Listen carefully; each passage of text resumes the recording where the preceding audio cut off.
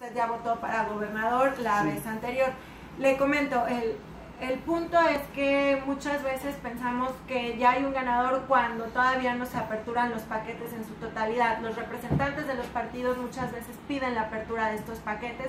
Si estos paquetes vienen de alguna manera, por ejemplo, con alguna marca o si hay alguna duda, y ese mismo día se hace el recuento de votos. Por eso es la razón por la que no hay un ganador el día de la elección, que sería el domingo 1 de julio. Habría ganador de la elección hasta después, e inclusive quien hace la entrega de la validez de la elección presidencial es el Tribunal Electoral. O sea, la verdad es que me queda claro que es algo muy burocrático. Deberíamos de ser un poco más simples, pero ahorita nuestro sistema está diseñado de esa forma y esa es la razón. Y entonces ha habido mucha desinformación en redes, pero la realidad es que nos tenemos que empezar a informar de cómo están funcionando los costos. Pero Juan Venancio, y luego sigue ahí atrás y luego el señor. Bueno, mi nombre es Juan Venancio, soy director de la Federación Poblana USA.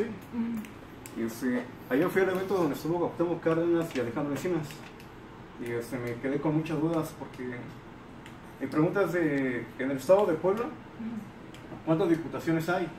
Porque también estuve hablando con Alejandro Encinas y dice que se tienen que hacer por partidos. Y lo que no entiendo es por ejemplo, si tengo que afiliarme al PAN, al PRD, a Morena, y también otro señor me ha estado hablando de las diputaciones plurinominales. Yo tengo la duda de cuántos espacios hay para cada uno, o cómo va a ser eso, si podemos poner como un candidato a alguien de aquí, o tiene que ser alguien de México, o nada más, o cómo está el proceso para la elección de... Miren, sí, no, es que ya me iba a arrancar no, miren, las diputaciones en México se determinó que fueran por mayoría relativa y por representación proporcional. Por mayoría relativa es por el voto directo de las personas, es decir, no sé, ejemplo, el partido blanco tuvo más votos que el partido morado, entonces de esa forma se distribuyen los curules.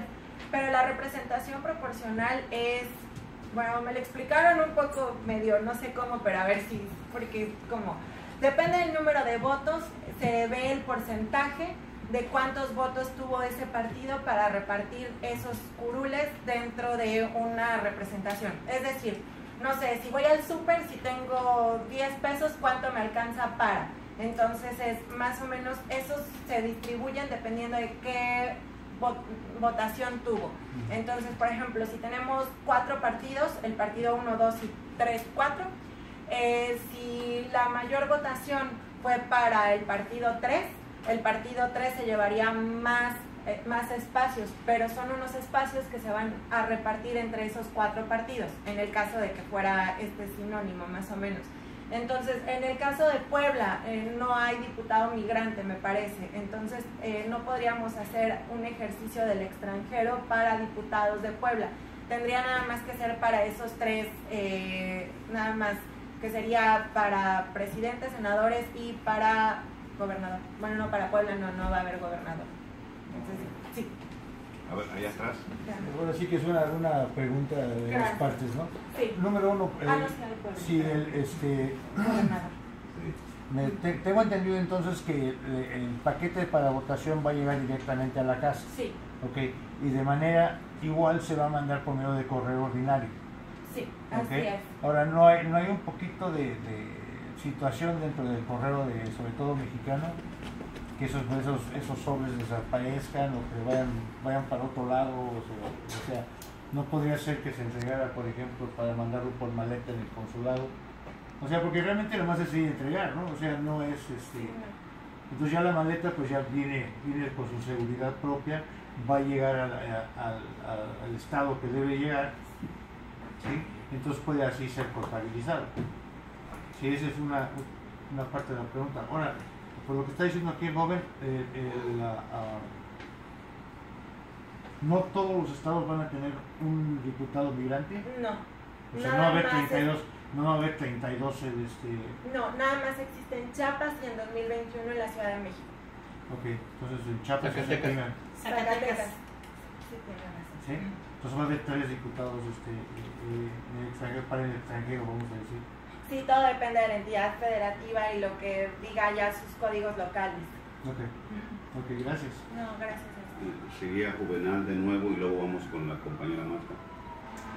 La cuestión del puenteo de muestreo, ¿cómo determinan qué lugares van a muestrear? Porque pues si el que determina el área de muestreo es panista, pues yo me voy a donde sé que hay hartos panistas, agarro todas esas casillas, muestreo y saco, ganó el PAN, ¿no? Así, y de ahí ya no me bajo durante toda la elección y después veo cómo le meneo para que no se abran los paquetes y ya gané.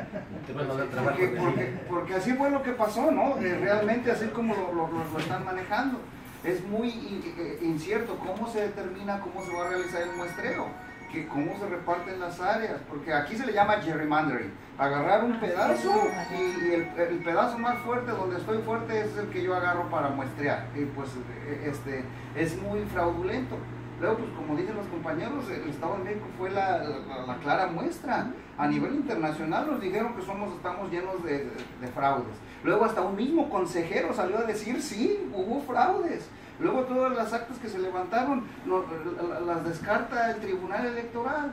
Luego nos vamos más allá, ni siquiera los números de la gente registrada para votar coinciden con los resultados. Cuando hacemos la suma, no nos alcanza. ¿De dónde salieron todos esos votantes de más? Y quedamos en las mismas. No tiene validez todo lo que está haciendo el Instituto Electoral mexiquense, aclaremos, ¿no? Mexiquense, sí. No ustedes, ¿no? Claro. Pero yo a este nivel podemos decir que todos los sistemas electorales van a funcionar igual, porque todos tienen las mismas fallas. ¿Cómo se va a solucionar? Primero la designación del muestreo. ¿Cómo se hace? Bueno, los conteos rápidos se designan por personas que no precisamente están contratadas dentro del instituto, sino que se hace una convocatoria con estadísticos reconocidos de la UNAM, del Politécnico, de otras instituciones que son instituciones educativas en la Ciudad de México.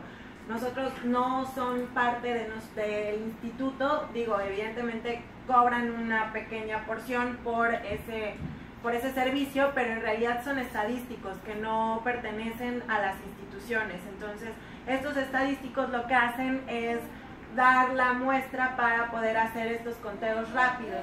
Evidentemente, en las encuestas que los partidos políticos, ya sea del PAN, del PRI, del PRD, de todos, o sea, levantan, es por eso que es necesario que den a conocer y transparenten la metodología para la cual ellos están utilizando para estas encuestas y sobre todo para las encuestas de salida. Entonces, ¿cómo se determina? Se hace una semilla y a partir de esa semilla se corre la fórmula y son fórmulas matemáticas por las cuales ellos determinan los conteos rápidos en la Ciudad de México. Compañera Marta. Sí, entendí que todos los votos van a la Ciudad de México, no importa qué estado, ¿es correcto eso? Sí, ahí dentro del Tecnológico de Monterrey, anteriormente y en esta ocasión también, van a ser ahí mismo computados con personal del INE, con personal de los organismos públicos locales electorales y de partidos políticos en estas mesas. Sí, ahora la pregunta es con referente a lo que dijo el compañero. La dirección donde van a mandar el voto. No sé si ustedes están conscientes que la mayoría de los migrantes tienen que vivir a veces hasta en cocheras y continuamente cambian de domicilio. Así como dice él, tenemos que tener la seguridad del voto, será responsabilidad del INE el que no lleguen los votos de los extranjeros a la Ciudad de México. ¿Por qué digo esto? Porque están diciendo que nada más al lugar donde ellos hayan dicho como dirección va a llegar. ¿Y qué pasó si se movieron?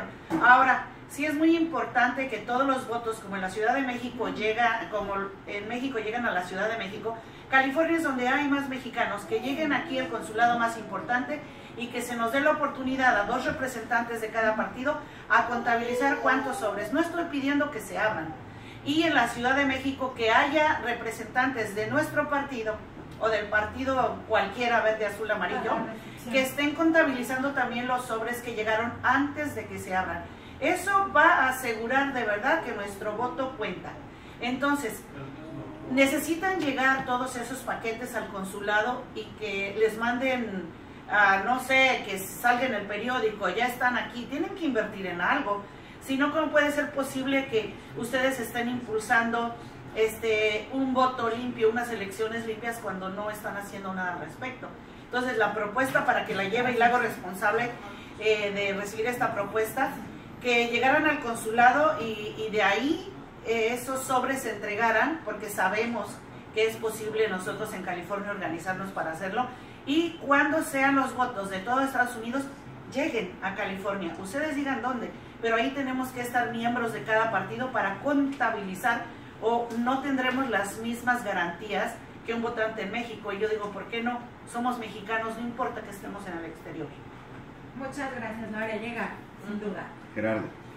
Bueno, es muy parecido a lo que acaba de decir Marta, nada más que a mí sí me gustaría crear como un, ¿cómo podríamos decir? Como algo parecido al conteo rápido, pero sí sabiendo perfectamente por quién ha votado la gente. No con nombre y eso, sino que diga la gente, ok, yo abrimos una plataforma en internet que diga, ok, yo voté por el PRI, ok, ahí está un voto por el PRI, quien sea, ¿no? Y que que coincidan la cantidad de votos que más o menos tenemos nosotros ahí como muestra, con la cantidad de votos que se está reflejando allá en México al momento de la elección. O sea, la propuesta sería que ustedes hicieran también un conteo Sí, como un rápido conteo, por sí. acá, más o menos, pero sería Sí. como una encuesta, Sí, ¿no? como una encuesta, sí. Sí, entiendo. Solamente me parece que hay veces en las que las personas, como el voto es secreto, directo, estaríamos de alguna manera también vulnerando. Me llevo también eso para darle respuesta, pero para Sí, saber pero cómo o lo sea, yo a podríamos. lo que me refiero, precisamente por eso Sí, digo claro. que no se reflejaría la identidad de la persona, sino únicamente la intención del voto, nada más. O sea, no decir, Juan José Gutiérrez votó por el PRI. ¿Ah? Lo cuelgo. No. Yo sé dónde vive, yo no llego a donde vive. No, sino que simplemente hay alguien que votó ahorita por el PRI, hay alguien que votó por el PAN, así, ¿no? Nada más, sin saber exactamente quién votó por X partido. Ok, me llevo también eso para nada más ver cómo lo podríamos también operar. Antes de pasarle la palabra de nuevo a Juvenal, yo quería hacer varias preguntas que yo pienso que sería muy importante que usted, doctora Claro. Gabriela Williams, nos precisara, nada más para disipar dudas, ¿no? Sí. Ahí le va. La primera sería de que en los Estados Unidos y en cualquier parte del mundo, cuando se enmendó, se modificó la Constitución de México para avanzar sobre el tema del voto en el exterior, una de las cosas que se establecieron fue que inclusive personas ya no nacidas dentro de la República Mexicana, pero donde por lo menos uno de los padres fuera de origen mexicano, que esas personas tienen el derecho de solicitar la ciudadanía mexicana, ¿no? A través de las instancias correspondientes. En este caso, en la mayoría de los casos, serían los consulados. Entonces, cuando empezó preguntas y respuestas, el compañero Juvenal preguntó, bueno, a ver, yo nací en Michoacán, luego me fui a vivir al DF y luego terminé en el Estado de México, ahora estoy acá, ¿cuál es mi entidad donde puedo votar? Ahora, nada más para empezar, usted medio empezó a contestar eso, ¿verdad? Una de las cosas a las que hizo referencia es que aparte de lo que es concreto, de que uno puede decir, bueno, si yo nací en Puebla, yo soy de Puebla, ¿no? Sí.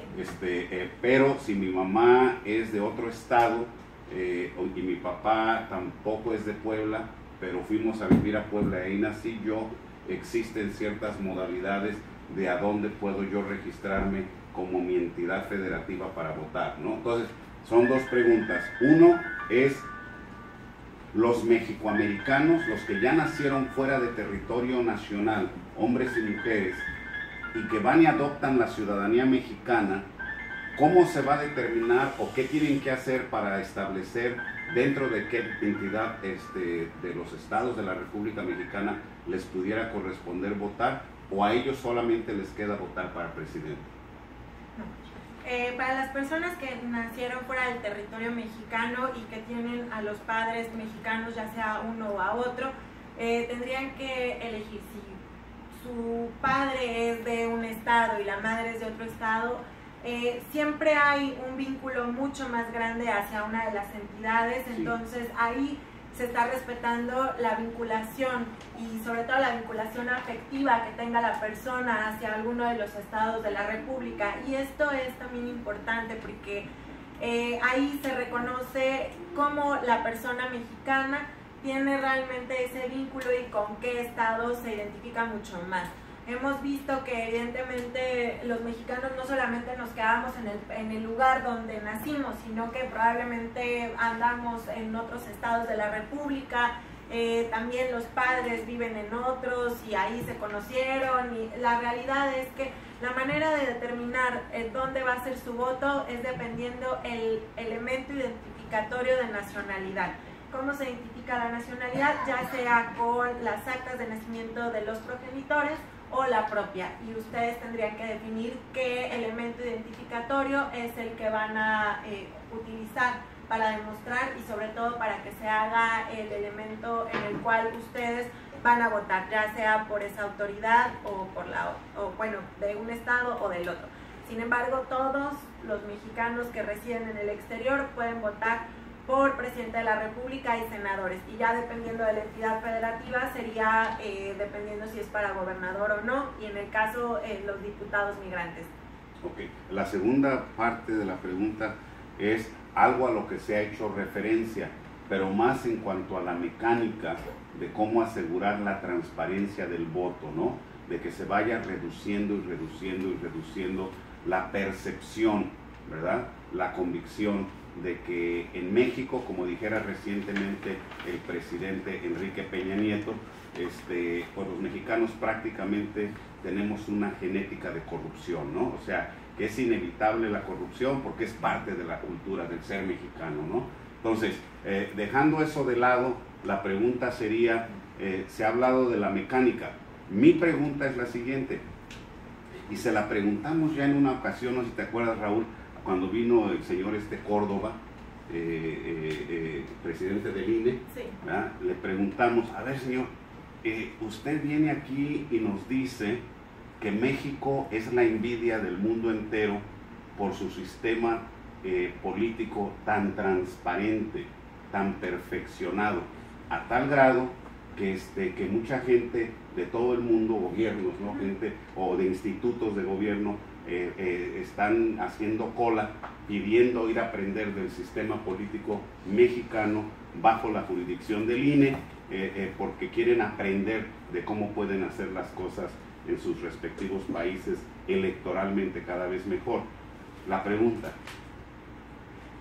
¿por qué hay tanta resistencia? Y en el caso específico de la Ciudad de México, que es mundialmente conocida como la entidad más democrática y el ejemplo a seguir en el resto de la República Mexicana, ¿verdad? Donde hay rezagos en muchos respectos del proceso electoral. ¿Qué van a hacer ustedes con respecto de compartir la responsabilidad de la ejecución de las elecciones? Porque cuando vino el señor Córdoba ni se midió con las respuestas que daba, ¿verdad? Cuando le preguntaron, bueno,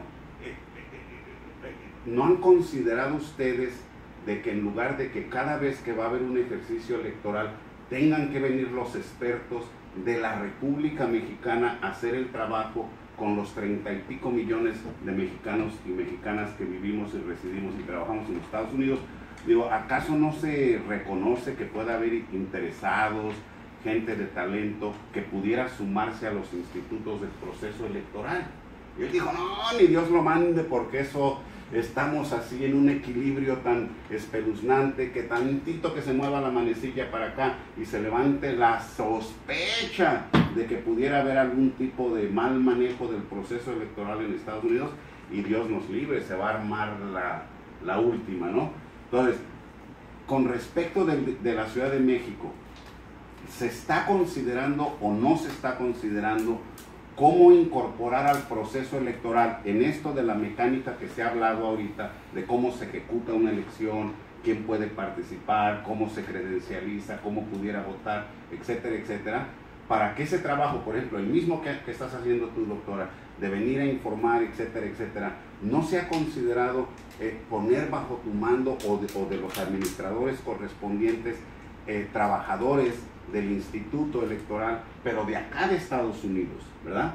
Que sean los encargados de llevar a cabo eso, en esa política, ¿no?, que hizo tan popular el Papa Francisco, de que en vez de muros hay que tender puentes, ¿no? Especialmente dentro de la familia mexicana, ¿no? Porque sí es muy curioso eso de que se asignan presupuestos millonarios por parte del INE para venir a promover el voto de mexicanos en el extranjero, que por cierto hay que decirlo, fallamos en muchas cosas, pero somos medalla de oro en términos del voto más caro del mundo, en términos de cuánto cuesta, ¿verdad? Promedio per cápita, que un mexicano o mexicana haya votado en las 2 últimas elecciones federales donde ya se permitió. Entonces la pregunta es esa, ¿se están tomando providencias, se están dando pasos en ese sentido, o siguen pensando allá en México que acá en Estados Unidos, por la razón que sea, básicamente se nos encajona en un cuadro de que somos retrasados mentales y que no tenemos la capacidad técnica de incorporarnos a un proceso electoral de tal manera que pudiéramos compartir esa experiencia, esa responsabilidad ciudadana? Bueno, porque sería raro, ¿no?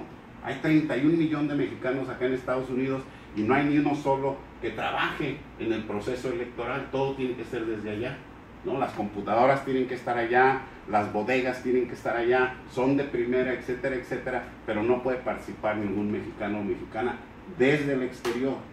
O sea, ¿cuál es la lógica de eso y qué pasos se estarían dando en la entidad más democrática, más progresista, que va más adelante que el resto de la república, para empezar a batir ese tipo de mitos y desde mi punto de vista, faltas que en lugar de ayudar, ¿verdad?, pues perjudican, porque pues